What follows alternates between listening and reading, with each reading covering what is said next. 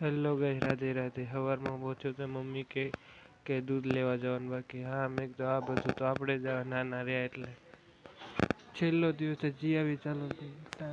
બાઇકની ચાવી હતી એટલે તે વાંધો ન આવે, બાઇક હોય એટલે આપણે ગમે ના ચાલે જાય.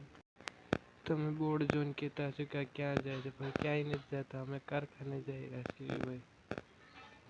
ત્યાં વિપુલભાઈ કે મારો મોબાઈલ ઘરે પડ્યો ચાલ જાય. મેં કીધું નહીં, અત્યારે નહીં જાવ, અત્યારે રાજ હોટલનો કટ વાટવા આવ્યા છે. ત્યારે તમે કહો ઘરે જઈ, ઘરે આવે છે શું કરવાનું.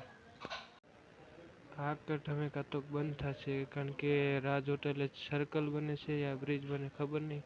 કામ ચાલુ છે, ક્યારે કામ પતે એની આપણને ખબર નહીં. रुको जरा, सबर करो, बोला धक्का बुक्की नहीं करने का, आराम से लेने का।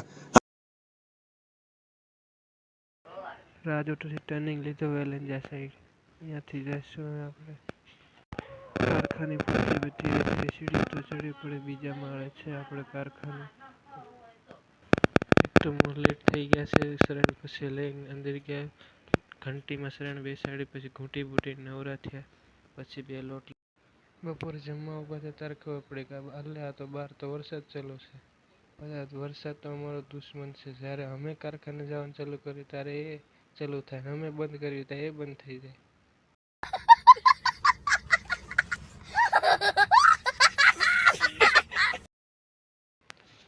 કારખાનું બંધ કરી ભરીને હવે ઘરે જઈ રહ્યા છીએ. ઘરે જઈ 8 તો વાગી ગયા છે, ફક્ત 9 વાગી જાય.